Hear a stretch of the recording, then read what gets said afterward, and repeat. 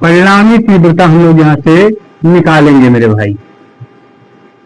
ठीक है, अब परिणामी तीव्रता निकालने के लिए कुछ सूत्र होता है बच्चों, कुछ फार्मूला होता है, हम लोग यहां से रखेंगे। क्या होता है? E बराबर E1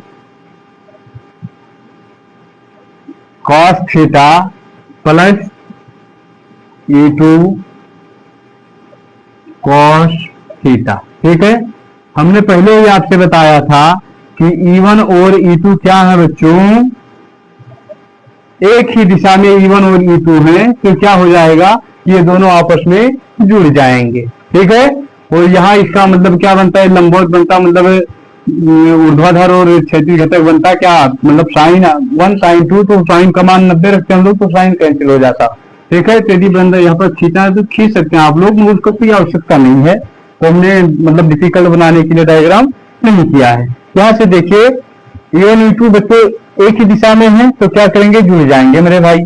ठीक है, चलिए इनका क्या करते हैं? वैल्यू पुट कर देते हैं यहां से। E बराबर, भाई देखिए E1 का मान कितना निकल गया है? 1/4 पाई एप्सिलॉन नॉट Q अपान में क्या है? R square plus L square. Clear? cos theta भैया ले लो, cos थीटा हमने ले लिया, प्लस का चिन्ह है लगा दो। ठीक है, अब देखो E2 बराबर क्या है बच्चों?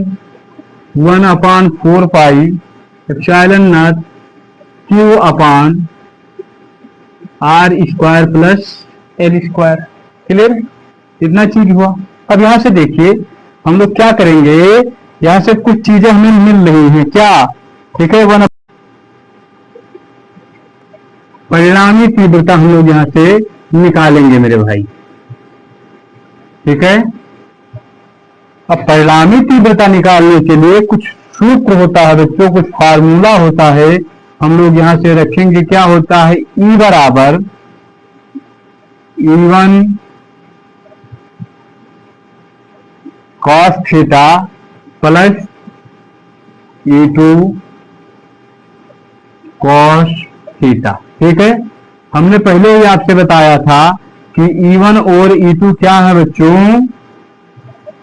एक ही दिशा में E1 और E2 है, तो क्या हो जाएगा? ये दोनों आपस में जुड़ जाएंगे।